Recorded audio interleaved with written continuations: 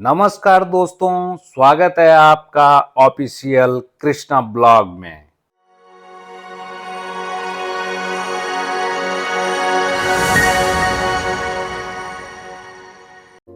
आज मैं बात करने जा रहा हूं 855 फीट की ऊंचाई वाले भारत के सबसे ऊंचे डैम की। वर्ल्ड की बात करें तो यह 12वें नंबर पर आता है। यह डैम उत्तराखंड राज्य के टिहरी गढ़वाल जिले में भिलंगना व भागीरथी नदी के संगम पर बना हुआ है। अगर इसके स्ट्रक्चर की बात करें तो इसकी ऊंचाई 260.5 मीटर है और लंबाई एक छोर से दूसरे छोर तक 552 मीटर है। इसके ऊपरी शिखर की चौड़ाई 25.5 मीटर और नींव की चौड़ाई 1125 मीटर है। टिहरी डैम 92 वर्ग किलोमीटर की सतह क्षेत्र के साथ 3.54 क्यूब किलोमीटर क्षेत्रफल के जलाशय का निर्माण करता है। यह डैम एवांकर डैम है जो कि ग्रेविटी डैम से बिल्कुल अलग होता है। ग्रेविटी डैम को बनाने में कंक्रीट सीमेंट का प्रयोग किया जाता है और जिस डैम की हाइट जितनी ज्यादा होगी वह पानी के बहाव को ग्रेविटी की मदद से उतने ही फोर्स से रोक पाएगा। पर एवांकर डैम मिट्टी और पत्थरों से मिलकर बनाया जाता है जिसके बीच में कोई सॉलिड मटेरियल जैसे कंक्रीट व आयरन शीट का प्रयोग किया जाता है जिसका आकार एक विशाल पहाड़ जैसा दिखाई देता है। इसकी खासियत यह है कि यह भूकंप प्रतिरोधी होते हैं। यह 8.4 तीव्रता के भूकंप को भी झेल लेते हैं।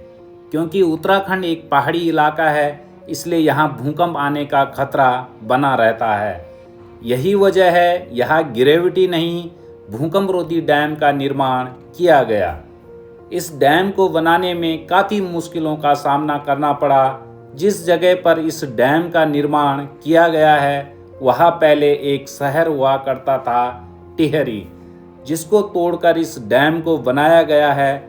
हालांकि वह शहर नई टिहरी शहर के रूप में वहां से 15 किलोमीटर दूर विस्थापित कर दिया गया। पर स्थानीय लोगों ने इसका बहुत विरोध किया था। इस डैम को स्वामी रामतीर्थ सागर डैम के नाम से भी जाना जाता है। टिहरी के लोग इसे सुमन सागर के नाम से भी बुलाते हैं। इस डैम के निर्माण कार्य को शुरू करने में भी काफ़ी समय लगा। पहले तो लोगों के विरोध के कारण जनता ने इस डैम के निर्माण कार्य को रोकने के लिए बहुत सारे प्रदर्शन किए। लोगों की मान्यता के अनुसार किसी नदी जल तंत्र से छेड़छाड़ करने से भविष्य में हमें उसके बुरे परिणामों का सामना करना पड़ सकता है। पर्यावरण संरक्षण सुंदरलाल बहुगुणा का नाम भी इस आंदोलन से जुड़ा हुआ है जो कि चिपको आंदोलन से भी संबंध रखते हैं। चिपको आंदोलन पेड़ों की कटाई रोकने के लिए चलाया गया एक आंदोलन था जिसके कार्यकर्ता सुंदरलाल बहुगुणा जी थे। पर्यावरण रक्षकों में सबसे पहले आवाज टिहरी की राजमाता कमलेंदुमती शाह ने उठाई, जो कि उत्तराखंड की प्रथम महिला सांसद व प्रथम पद्म विभूषण प्राप्त करता थी। लोगों का मानना था कि डैम निर्माण से दर्जनों गांव डूब जाएंगे, साथ ही साथ उत्तराखंड की पहाड़ियों व पेड़ पौधों, नदियों आदि को भारी मात्रा में हानि पहुंचेगी। प्राकृतिक आपदाओं के आने का संकट बढ़ जाएगा, जनजीवन को भी नुकसान होगा, पीने के पानी पर भी संकट आएगा। लोगों की लाख कोशिशों के बाद भी केंद्र सरकार और राज्य सरकार ने मिलकर जनहित के लिए बिजली आपूर्ति को पूरा करने के लिए टिहरी डैम के निर्माण कार्य का फैसला लिया और टिहरी निवासियों को वहां से दूसरी जगह नई टिहरी शिफ्ट किया गया। इस डैम को राष्ट्र का गांव की उपाधि दी गई। 1949 में यूपी सरकार से डैम को बनाने की योजना बनाई गई और 1961 में इसकी प्राथमिक जांच जवाहरलाल नेहरू के मंत्रालय के तहत पूरी की गई थी। लगभग 1970 के करीब प्रोफेसर जेम्स ड्रन ने इस डैम के डिजाइन को तैयार किया। 1972 में केंद्रीय योजना आयोग ने सहमति प्रदान की, जिसमें यह फैसला लिया गया कि निर्माण कार्य में 75% केंद्र सरकार तथा 25% राज्य सरकार का व्यय निर्धारित किया गया। 1986 में रूस के राष्ट्रपति मिखाइल गोर्बाचोव भारत आए और उन्होंने भारत को इस डैम निर्माण में मदद करने की बात कही। तभी रूसी राष्ट्रपति की मदद के स्वीकार कर भारत सरकार ने इस डैम का विद्युत उत्पादन 600 मेगावाट, जो कि शुरू में तय किया गया था, उसको बढ़ाकर 2400 मेगावाट कर दिया गया। 1988 में केंद्र तथा राज्य सरकार के सहयोग से THDC Tehri hydro development corporation का गठन किया गया, जिससे यह पूरा प्रोजेक्ट संभालने की जिम्मेदारी दी गई। उससे पहले यह प्रोजेक्ट सिंचाई विभाग द्वारा क्रियान्वित किया जा रहा था, पर 21 नवंबर 2019 में THDC ने इस प्रोजेक्ट को NTPC लिमिटेड द्वारा अधिग्रहित किया गया। इस डैम का निर्माण 1978 में शुरू किया गया था, परंतु इसी साल विद्यासागर नौटियाल की अध्यक्षता में बांध विरोधी एक समिति बनाई गई, जिसमें कई कार्यकर्ताओं ने भाग लिया, जिसमें सुंदरलाल बहुगुणा जी का मुख्य योगदान रहा। इन्होंने 74 दिनों तक राजघाट पर अनशन किया और कई दिनों तक भूख हड़ताल भी की। आपको बता दूं कि टिहरी बांध परियोजना को 2 चरणों में पूरा करने का निश्चय किया गया। पहले चरण में टिहरी डैम जल विद्युत परियोजना के निर्माण कार्य को स्वीकृति दी गई। दूसरे चरण में पंप भंडारण योजना को अनुमति दी गई, जो कि टिहरी डैम जल विद्युत परियोजना का ही भाग है, जिसके अंतर्गत 2 योजनाएं आती है। योजना अभी संचालित की जा रही है। योजना के पूर्ण होने की अपेक्षित तिथि 2025 तक बताई जा रही थी। प्रथम चरण में 1000 मेगावाट जल विद्युत के उत्पादन का लक्ष्य रखा गया था, जिसे 2006 में THDC इंडिया लिमिटेड और हाइड्रो इलेक्ट्रिक कॉम्प्लेक्स संयोगिता से तैयार कर लिया गया है। इस योजना के पूर्ण होने में 2.5 बिलियन $US का खर्च आया है। टिहरी डैम में विद्युत उत्पादन परियोजना के अंतर्गत प्रत्येक चरण में 4 सुरंगें बनाई गई थी, जिसमें हर एक सुरंग की लंबाई 6.3 किलोमीटर और उनका व्यास 11 मीटर है। ये टनल घोड़े की नाल के आकार की बनाई गई।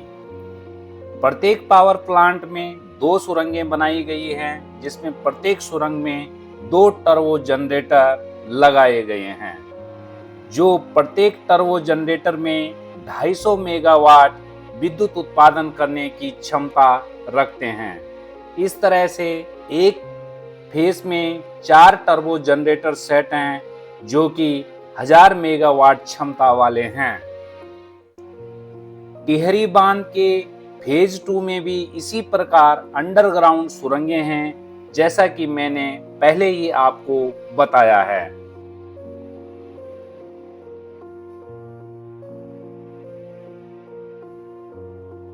यह प्रोजेक्ट 2 भागों में डिवाइड है, जिसमें एक और प्रोजेक्ट है जिसमें तीसरे बांध का निर्माण किया गया है, जो कि टिहरी बांध से लगभग 21 किलोमीटर की दूरी पर है, जिसका नाम कोटेश्वर डैम है। कोटेश्वर डैम 2012 में बनकर तैयार हो गया है। यह एक गुरुत्वाकर्षण बांध है। यह डैम 400 मेगावाट विद्युत उत्पादन की क्षमता रखता है। इस तरह सरकार द्वारा पहले और दूसरे चरण को मिलाकर कुल 2400 मेगावाट विद्युत उत्पादन करने का लक्ष्य रखा गया है।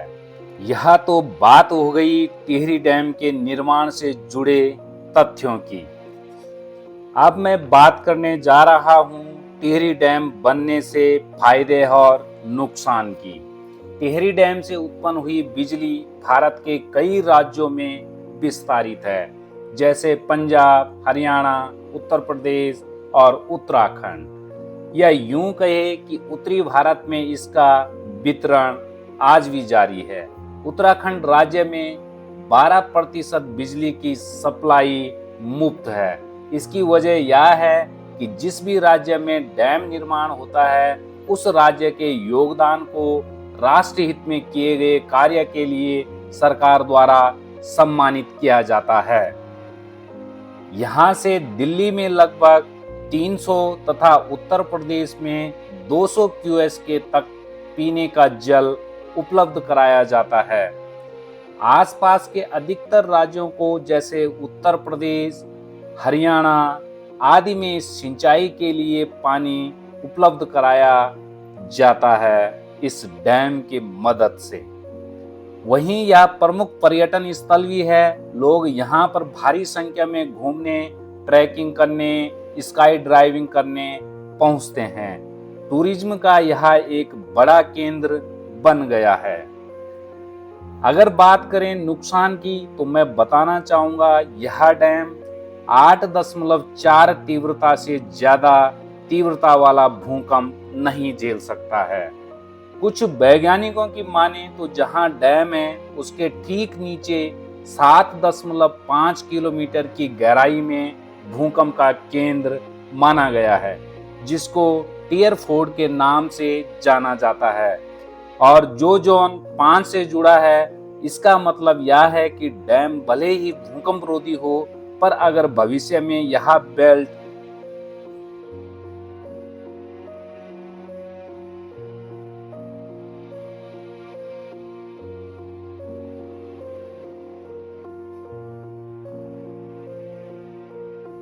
तो उत्तरी क्षेत्र का काम होना लगभग तय है, जिससे काफी जनहानि होगी।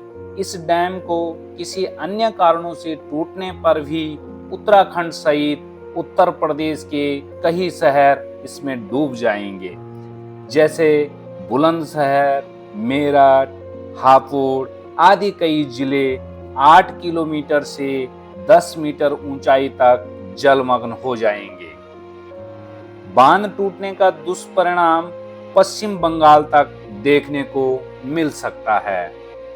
डैम बनने से काफी बड़े पैमाने पर मौसम में बदलाव देखा गया है।